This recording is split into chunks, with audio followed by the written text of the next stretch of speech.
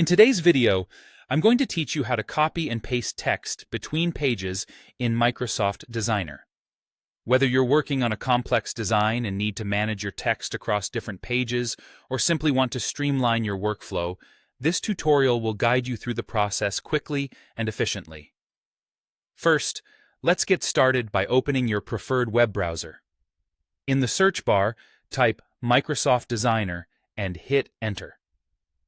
Once you've arrived at the Microsoft Designer website, you'll want to sign in. Look towards the top right corner of the page and you'll see the Sign In button. Click on that and use your login credentials to access your account.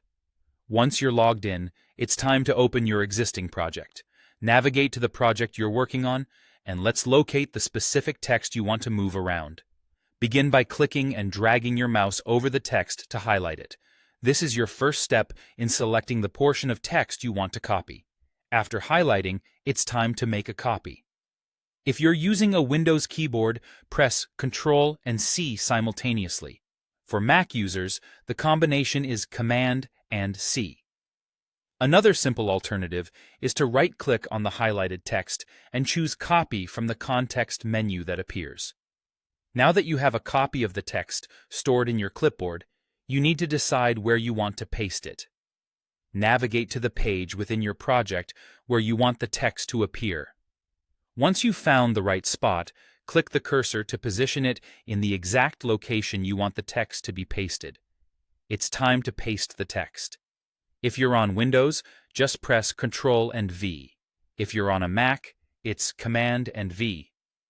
Alternatively, you can right-click where the cursor is and select Paste from the menu that pops up. And there you have it. You've successfully copied and pasted text between pages in Microsoft Designer. This simple technique can really enhance how you manage text within your design projects, allowing you to move content around seamlessly and maintain consistency across different sections. Remember, these shortcuts are not only efficient, but also help keep your workflow smooth, saving you time for the more creative aspects of your project. If you followed each of these steps, you should now have a firm grasp on how to efficiently use copy and paste in Microsoft Designer. Keep practicing, and soon this process will become second nature to you. Don't hesitate to explore more features that Microsoft Designer has to offer, which might further enhance your design capabilities. Thanks for watching, and happy designing.